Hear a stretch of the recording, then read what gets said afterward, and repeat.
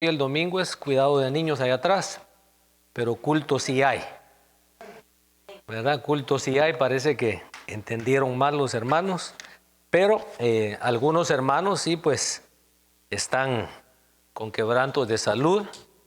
Hoy el hermano Marlon está haciendo un servicio memorial para un hermano que no pasó la prueba, pero bendito usted y yo, que por amor de Dios, como que no hemos dado la medida, ¿verdad? Y nos tienen todavía ahí dándonos más y más oportunidad. Bien, este tema lo dieron algunos hermanos en el discipulado, pero muchos no pudieron asistir o muchos no pudieron conectarse, ya que se hizo a través de Zoom. Es importante que nos pongamos al día con la tecnología y podamos tener esas aplicaciones bien afiladitas para poder usarlas en tiempos de necesidad. Bien, el tema se titula El Espíritu del Señor. Y el punto de partida es Isaías 11:2, que dice: y reposará sobre él. Isaías 11:1 y 2 es una palabra profética acerca de el advenimiento del Señor Jesucristo. Entonces el profeta Isaías, hablando respecto a Jesucristo, dice: y reposará sobre él, es decir, sobre Jesucristo, el Espíritu del Señor. Espíritu de sabiduría y de inteligencia, espíritu de consejo y de poder, espíritu de conocimiento y de temor del Señor. Efesios 4:11 al 13 dice que Jesucristo, diga conmigo Jesucristo. A ver, Jesucristo. Él dio a algunos el ser apóstoles, a otros profetas, a otros evangelistas, a otros pastores y maestros. Y el versículo 12 dice cuál es el propósito, cuál es la función. No fue para recaudar ofrendas, no fue para construir iglesias, no fue para hacer centros de beneficencia. Todo eso es algo que la iglesia hace. Pero el propósito de los ministerios, dice, es capacitar a los santos para la obra del ministerio, para la edificación del cuerpo de Cristo. Y el versículo 3 dice cuándo se va a terminar ese trabajo: hasta que todos lleguemos a la unidad de la fe. Es obvio que hoy no tenemos todos esa unidad de la fe. Ni siquiera las iglesias locales, mucho menos a nivel mundial. Pero la iglesia en determinado momento, la iglesia que se va en el arrebatamiento, aclaro. La iglesia que se va en el arrebatamiento tiene que tener unidad en la fe. Esa iglesia tiene que tener un pleno conocimiento del Hijo de Dios. Y el énfasis que estamos haciendo en el estudio de discipulados es que tenemos que llegar a la condición de un hombre maduro. La palabra maduro en algunos textos se traduce como perfecto. Y ese hombre maduro dice que es la medida de la estatura de la plenitud de Cristo. O sea que usted y yo tenemos que alcanzar esa medida de la plenitud de Cristo. Entonces ya dimos el tema de introducción y hoy vamos a ver así a grandes rasgos lo que es la plenitud de Cristo. Vamos a ver que hay una imitación del lado negativo y vamos a ver cómo operaba el Espíritu del Señor en el antiguo pacto y cómo opera en este tiempo.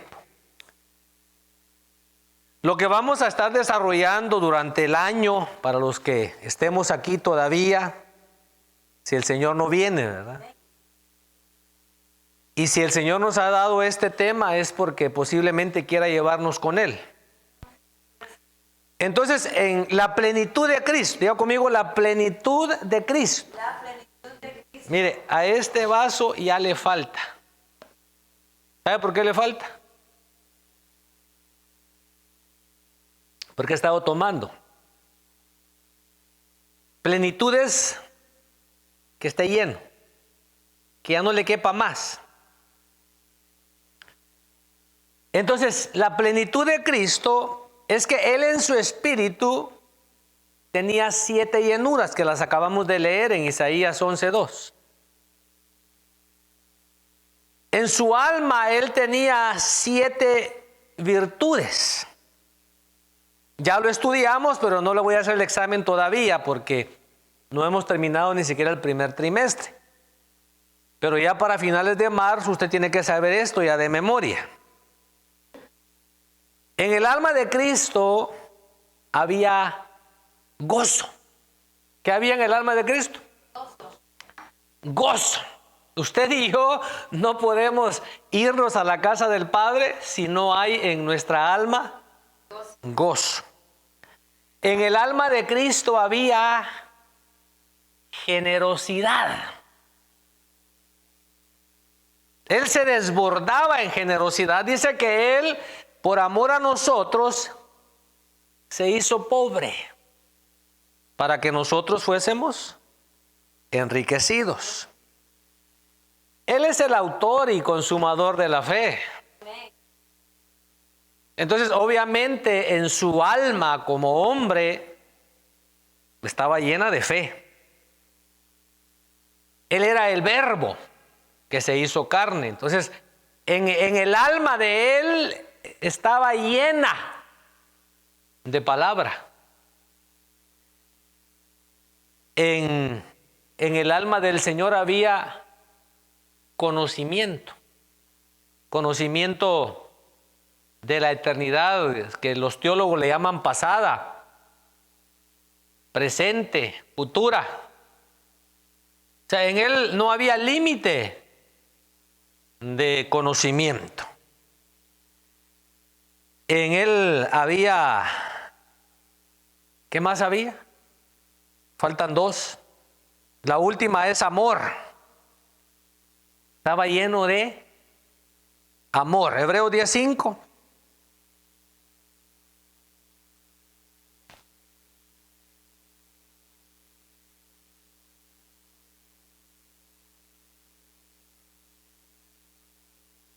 Hebreos 10:5. ¿Alguien lo tiene? Solo para recordarme. En él había solicitud. O sea, una buena disposición y amor. Y en su cuerpo habían 7 prendas, que nosotros lo conocemos, según lo describió el apóstol Pablo, como toda la armadura de Dios. Entonces en nosotros tiene que haber esa plenitud si pretendemos irnos no tanto en el arrebatamiento, sino si queremos nosotros ser igual a Cristo. Si queremos ganarnos el título de Cristo con minúscula. Porque acuérdense que a los hermanos en Antioquía se les llamaba cristiano. ¿Será que ya llegamos a cristianos? Bueno, entonces la imitación del lado negativo, o sea, de las tinieblas.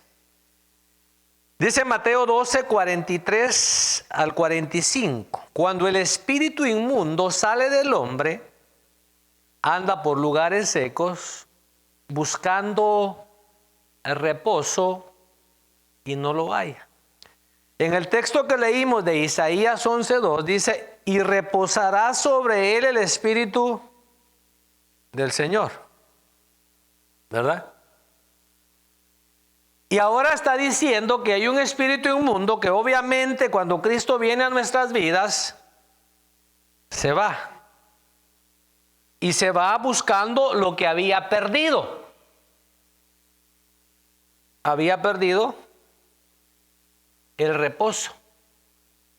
la seguridad, el alojamiento que le daba la casa donde vivía.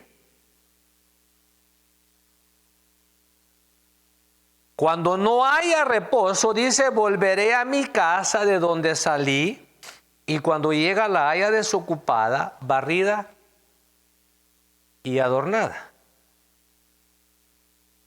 Entonces va y toma consigo otros 7 espíritus peores que él, y entrados moran allí, y el postrer estado de aquel hombre viene a ser peor que el primero.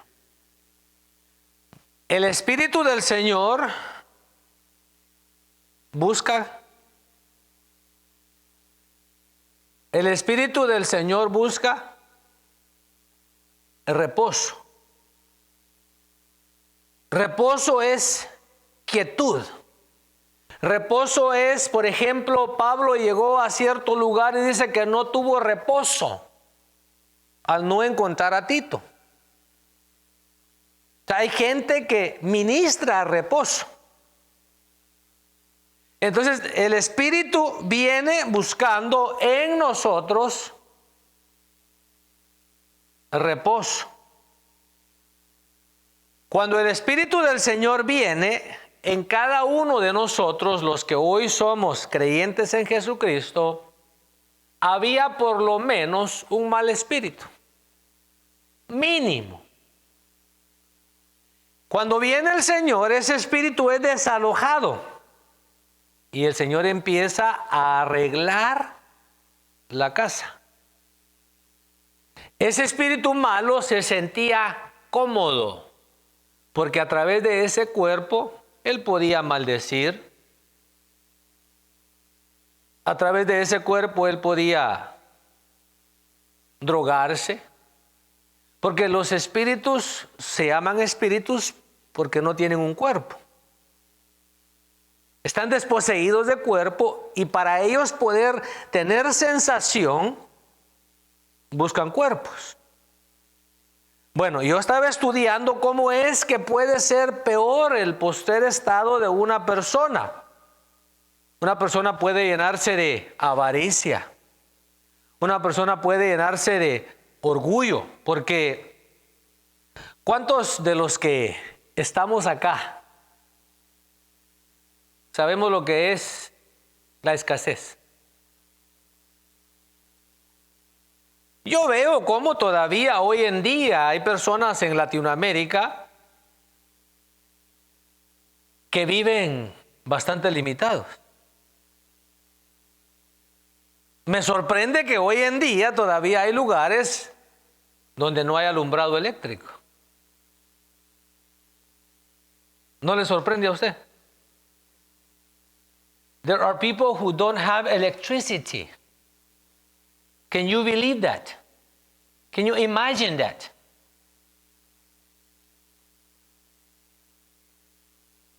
Entonces, me impresiona pues de que haya lugares donde estén todavía. Ahora, ¿por qué le mencioné eso? Porque en ese estado de escasez, ¿de qué se puede enorgullecer uno? De nada. Bueno, pero entonces llegamos nosotros por misericordia a los Estados Unidos, el Señor se aparece a nuestras vidas, empezamos a prosperar. Somos llenos del Espíritu Santo, estamos sirviendo en la iglesia, pero de repente nos empieza a ir bien. Y empezamos a bajar la guardia y nos empezamos a alejar y alejar y alejar. El espíritu inmundo va a regresar. De eso debemos estar seguros, porque ahí dice que el espíritu, y él no necesita visa. Dice que va a ir en busca de su casa, de la cual salió. Y entonces ahora lo encuentra desocupado, barrido y adornado. pero obviamente se ha descuidado, ha bajado la guardia en el aspecto espiritual. Y ya le he dicho en otras ocasiones que entonces yo pensaba, porque así se lo habían transmitido a uno tradicionalmente, que si la persona fumaba y tomaba, ahora iba a volverse peor. Pero es posible que esta persona ya no vuelva a fumar, ya no vuelva a tomar, ya no vuelva a drogarse. Pero se llenó de amargura. Y ese es un espíritu. Pero se llenó de avaricia. Yo conté, estaba buscando de esas áreas en la Biblia, puse la palabra llenos en la concordancia y hallé 15 cosas. Solo hice ese ejercicio, lleno. Entonces hallé amargura, hallé avaricia, hallé hipocresía, hallé orgullo. O sea que si hallé 15, ahí da lugar para 2 veces 7 y uno más. ¿Verdad? Porque 7 más 7 son 14. Pero estoy seguro que si hago otro ejercicio y busco de otra manera, voy a hallar otras cosas. ¿Verdad? Porque no encontré, por ejemplo, a Bar Jesús, que estaba atado, que tenía cadenas. Bueno, esto se lo estoy mencionando porque usted y yo debemos de tener cuidado de que el Espíritu de Dios no se aleje de nosotros y pueda regresar el mal espíritu y nosotros pensamos que estamos bien porque ya no decimos malas palabras, ahora somos endemoniados, educados.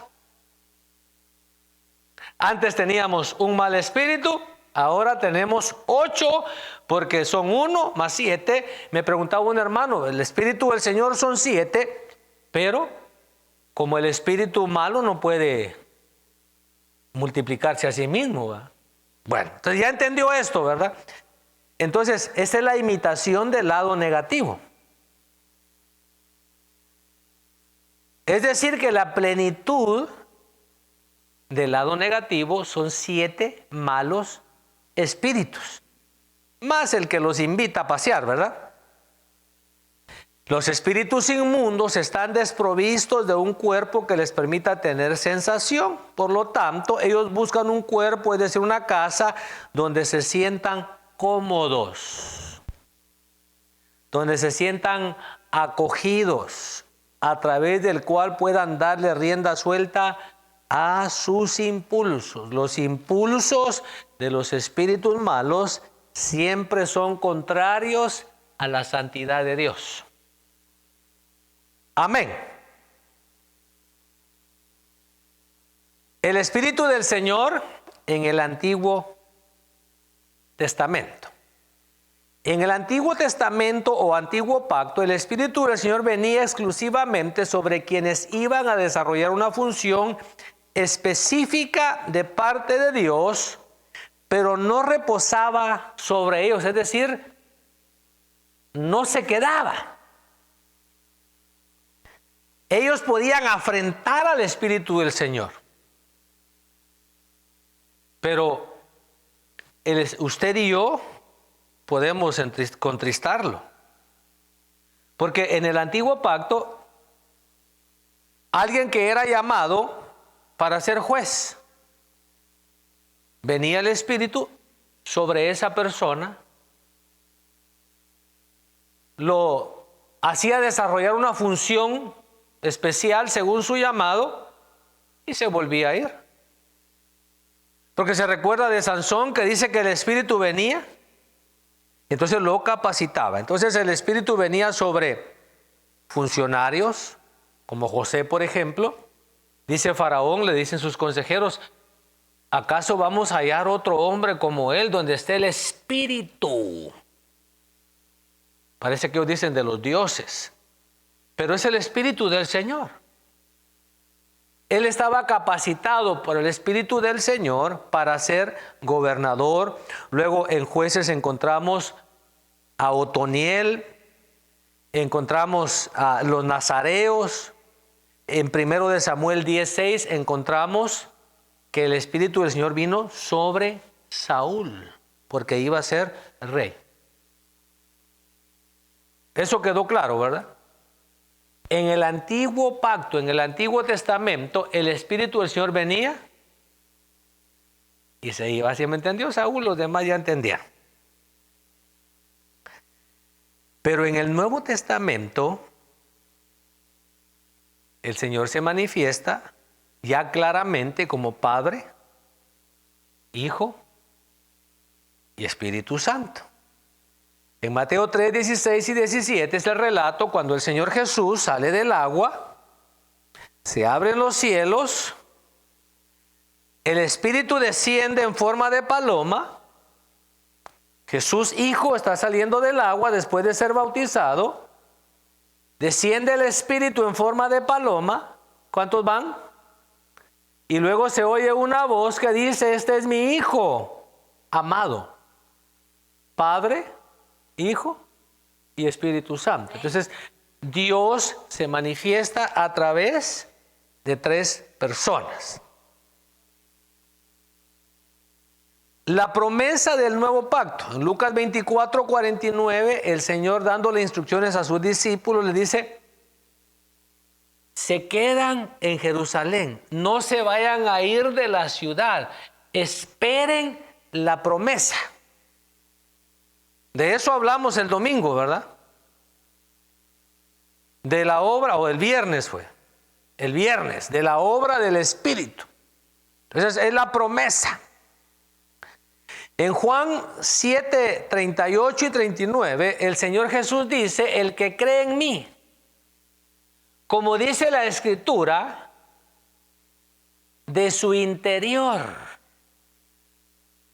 correrán como ríos de agua viva. Mire, ¿cuántos aquí son cristianos? Algunos no son cristianos. Hoy pueden recibir a Cristo, pero no lo hagan solo porque se les está invitando, no. Pero yo hoy que estoy aquí, ¿verdad? Y obviamente pues hacen falta los que pudieron haber estado, ¿verdad? Y no quisieron venir. Hacen falta. Entendemos que algunos hubiesen querido estar, pero no vinieron. Pero entonces yo meditaba y le daba gracias a Dios. Porque fíjese que yo no veo alternativa. Yo no sé usted. Yo le decía, aquí le decía: Señor, gracias, porque tu amor me atrapó. Yo no sé si usted se siente atrapado, o usted todavía piensa que tiene libertad. Pues sí tenemos libertad, pero por ejemplo Pablo dice: si predico el evangelio no tengo de qué gloriarme. Pero ay de mí, dice, si no lo predico, porque me es impuesta una obligación, porque me es impuesta una necesidad. Yo no sé si usted siente eso, o usted siente que tiene opciones. Yo pienso que la mayoría de personas todavía piensan que tienen opciones. Esto lo dije porque el Señor dice que ahora el Espíritu ya no va a venir y se va a ir, sino que ahora se va a meter en nosotros y vamos a sentir en nuestro vientre. Qué bonito fuera, ¿verdad? Que entre más grande el vientre, más sintiéramos. El que tiene chiquito el vientre, poquito sentía, ¿va? Y el que lo tiene grande siente como que tiene un océano de agua viva, que es el Espíritu del Señor. Juan 14, 16 y 17. Es donde el Señor dice: ¿va? Les conviene que yo me vaya. Porque si yo no me voy, entonces no viene el Consolador. Y el Consolador iba a venir a estar con nosotros, y dice: el mundo no lo puede recibir. Y luego en Hechos 2:39, cuando los judíos están compungidos de corazón, ellos le preguntan a Pedro, ¿y qué hacemos? Dice, fácil, arrepiéntanse y bautícense. Y luego les dice, porque para ustedes es la promesa. Le está hablando a judíos. Para sus hijos, hijos de judíos. Para los que están lejos, los judíos que estaban lejos. Pero le decía yo a los discipuladores, bendito Dios, que no se quedó ahí, sino que dijo, y para todos cuantos el Señor, nuestro Dios, llamare. Entonces, si a usted y a mí ya nos llamaron, la promesa del Espíritu del Señor es para nosotros. Cuando la iglesia comenzó, hoy le llamamos iglesias a edificios como este. Y las ciudades están llenas de iglesias, de edificios que se les llama iglesia. Cuando la iglesia en realidad son las personas. Cuando la iglesia comenzó, se desarrollaba en casas. ¿Se recuerda cuando llegó Pedro a la casa de Cornelio? Los hermanos se reunían a orar en la casa de la mamá de Juan Marcos. En la casa de Priscila había una iglesia. Y así, cuando usted lee las epístolas de Pablo, se da cuenta que las iglesias estaban en casas. Porque la iglesia era la gente. A la gente se le llamaba la iglesia. Entonces, ¿cuál era la prioridad? La prioridad de ellos no era ir a abrir iglesias. En Mateo 3:11, cuando le preguntan a Juan si él es el Mesías, él dice, no, yo no soy el Mesías. Yo soy una voz que clama en el desierto. Detrás de mí viene uno de quien yo no soy digno de encorvarme y desatar la correa de su calzado. Entonces dice él los va a bautizar con Espíritu Santo y fuego. En Hechos 8:14 al 17 dice que los apóstoles en Jerusalén se enteraron que en Samaria habían recibido la palabra. Pero también les llegó la noticia de que los hermanos de Samaria no habían recibido al Espíritu. Entonces enviaron a Pedro y a otros hermanos para que les impusieran las manos y ellos recibieran el Espíritu Santo. En Hechos 9:17, después de su encuentro con el Señor envía a Ananías, y cuando Ananías llega donde está Pablo, le dice, hermano Saulo, el Señor me envió para que yo te ponga las manos, para que recibas la vista, para que seas bautizado y recibas el Espíritu Santo. En Éfeso está Pablo.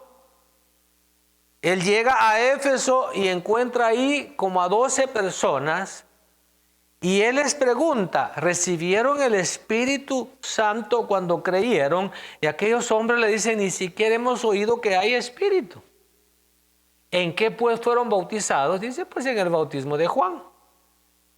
El caso es de que Pablo los llama, les impone las manos y reciben el Espíritu Santo. Esa era la prioridad, esa era la urgencia de la iglesia del principio. Conclusión. Qué rápido terminé, va. Voy a regresar. Como era discipulado. Génesis 1, 1 y 2.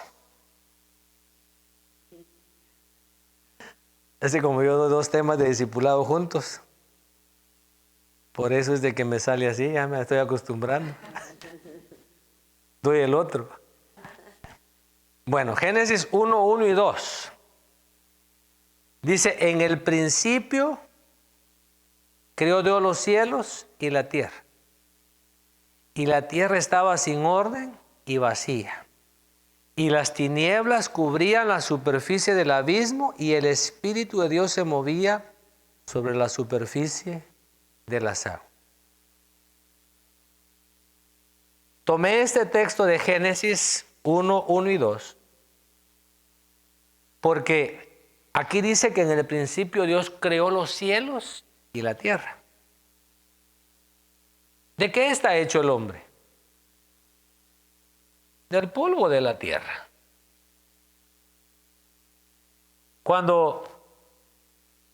Si nos toca que nos entierren, ¿en qué nos vamos a convertir?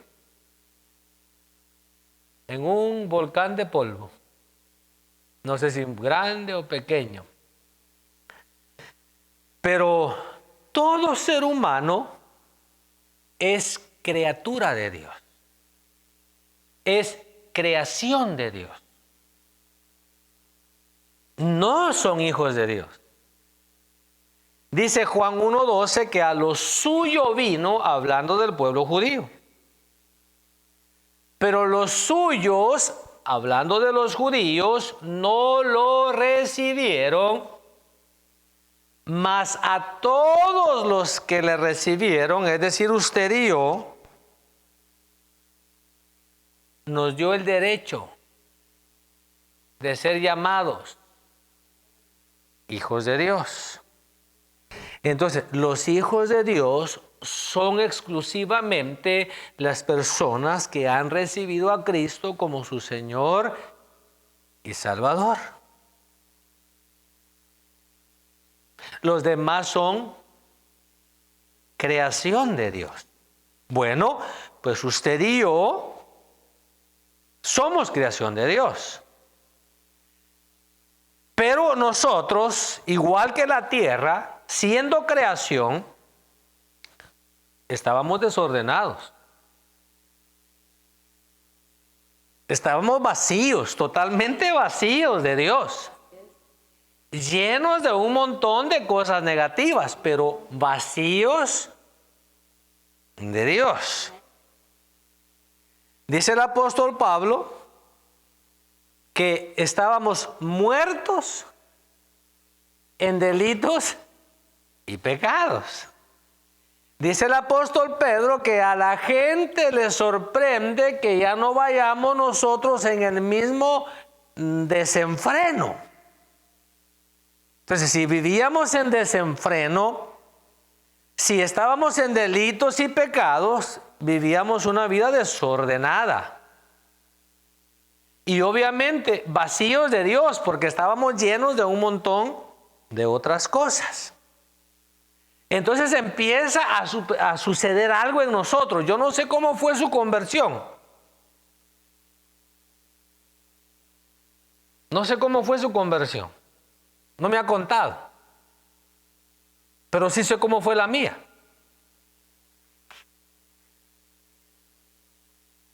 Nunca pensé ser cristiano.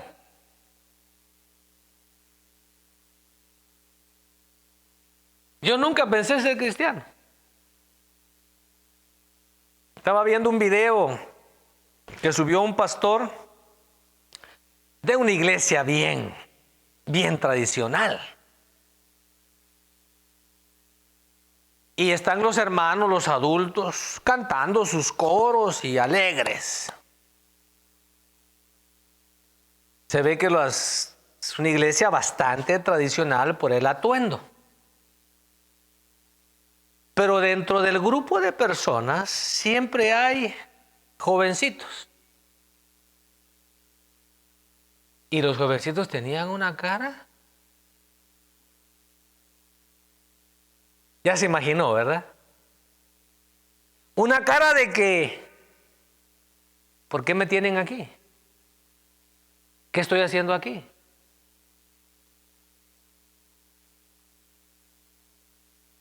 Y yo decía, aunque sea una iglesia como esas bien tradicionales, pasa algo. que tal vez no pasa en esos jóvenes que están en el culto. El Espíritu del Señor, igual que aquí en Génesis 1:1, empezó a moverse. Y literalmente es que estaba como aleteando. Y empezó a moverse y empezó a moverse y empezó a moverse. Y entonces yo, no sé usted, empecé a sentir deseos de ir a una iglesia cristiana.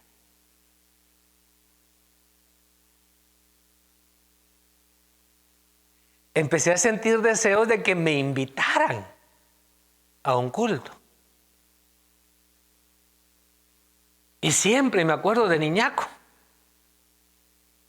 Ya ni me acuerdo cómo se llamaba, pero así le decíamos. Él era cristiano. Parece que se llamaba José Marroquín. El caso es que yo trabajaba con Niñaco. Y cada vez que había culto, yo le decía a Niñaco, hoy voy a la iglesia. Y él se alegraba. Pero yo lo que quería era que Niñaco me dijera, yo paso por ti. Yo voy a tu casa. Porque le he dicho a usted muchas veces, la gente no va a venir sola. Están atados. Hay poderes espirituales que los tienen, están llenos de espíritus malos. No van a venir. ¿Usted cree que el diablo, sí, yo te acompaño a la iglesia? No. Entonces,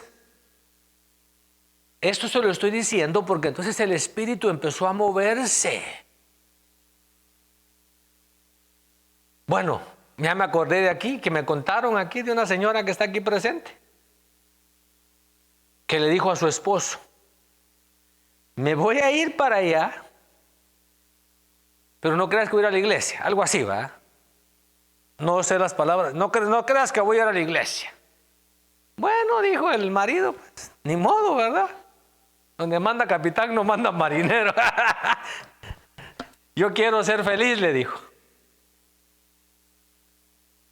¿Por qué le digo eso, que quiero ser feliz? Porque a un joven cuando se iba a casar le dijeron, ¿querés mandar o querés ser feliz? Si querés ser feliz, deja que tu mujer mande. Quiero ser feliz, dijo. Entonces este hermano quería ser feliz. Y dice que pues él se venía al culto. Y un día que llegó del trabajo, se lo estoy diciendo así como me acuerdo, no como me lo contaron. Dice que encontró a la dama bien arregladita. Y él pensó que algún baile iba a ir. Dijo, pero aquí en Post Valley no hay salón de baile, ¿va? Se va a ir hasta Oklahoma City. ¿Y a dónde vas? Pues a la iglesia. Y bendito Dios que hasta el día de hoy aquí está. Si el marido la trae, se le hubiera ido. ¿Pero quién la trajo? No, es que mire, empezó el espíritu a aletear. Empezó a aletear y a ponerle deseos. Por eso es que usted, cuando esté orando por algún familiar, algún amigo, hay que pedir que el espíritu se mueva. Bueno, así empezó la obra. Pero dice Apocalipsis 22:17, y el espíritu y la esposa dicen, ven. Hasta ahí. El espíritu y la esposa dicen, ven.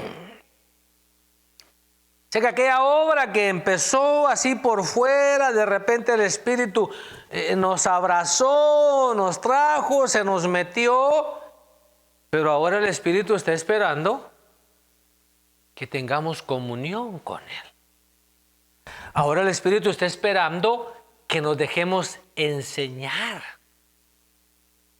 que nos dejemos guiar.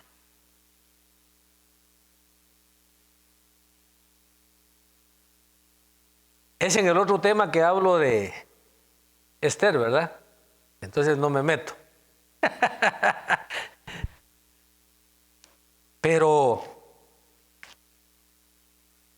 el coloquio,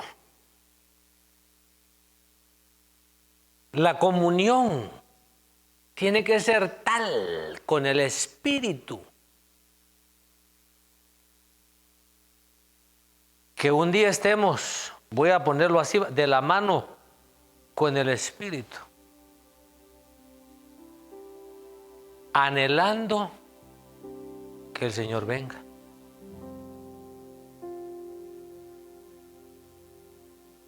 Yo pienso que el Espíritu hoy en día anda muy abochornado. Contristar es abochornar.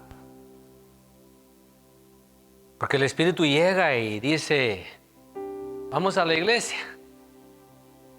No, está pegando el virus. ¿Vas a ir a trabajar? Dice el Espíritu. Claro que sí. Ahí no hay virus usted. ¿Vas a ir a la universidad? Claro que sí. Este virus es bien tremendo. Porque en el trabajo no hay. En la escuela no hay. En la universidad no hay. En las fiestas de cumpleaños no hay. En las quinceañeras no hay. ¿Solo en la iglesia hay virus usted?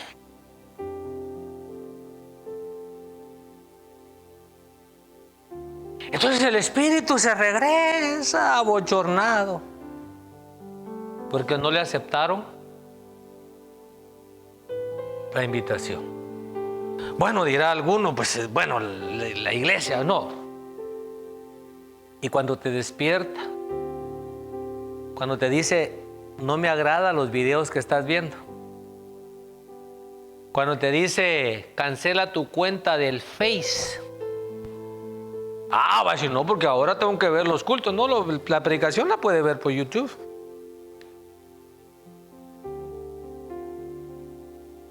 ¿Y cuántas cosas pudiéramos estar haciendo que contristan al Espíritu del Señor? Y para poder parecernos a Cristo, el Espíritu tiene que hallar reposo en nosotros. Esté de pie, por favor, y oremos. Señor y Padre de misericordias, definitivamente fue para este tiempo que tú nos has hecho estar en esta tierra.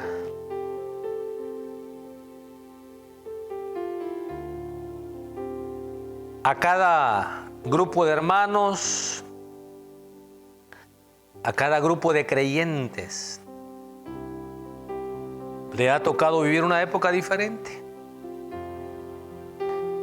Y a nosotros nos tocó esta época.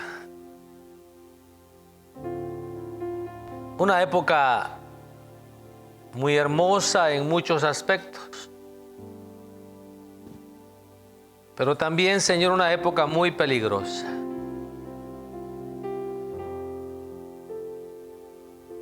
Gracias por querer atraernos a ti. Gracias por instruirnos, gracias por enseñarnos, gracias por darnos una oportunidad tras otra.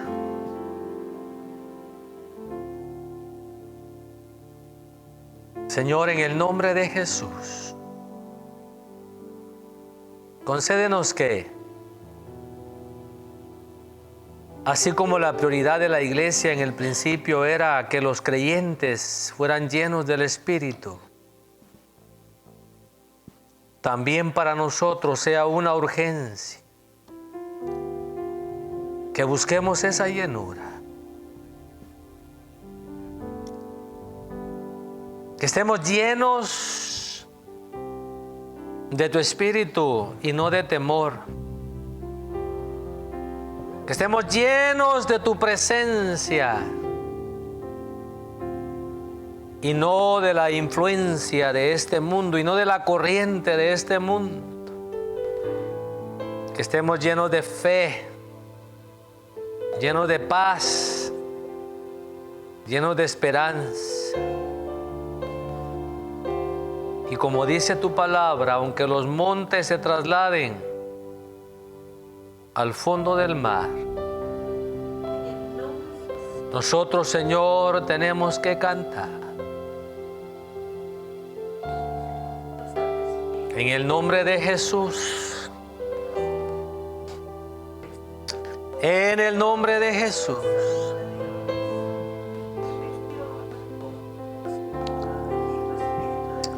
En el nombre de Jesús. Llénanos. O que haya, Señor, en nosotros el anhelo de ser llenos. Qué fácil nos vaciamos de ti. Y qué fácil nos llenamos de las cosas de esta tierra. Perdónanos. En el nombre de Jesús. Y que busquemos el ser llenos de ti, de tu Espíritu Santo, en el nombre de Jesús.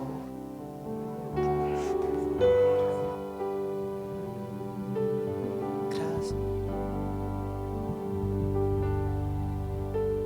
Anhelo conocerte, Espíritu Santo. Anhelo siempre estar cerca de ti, mas yo sé que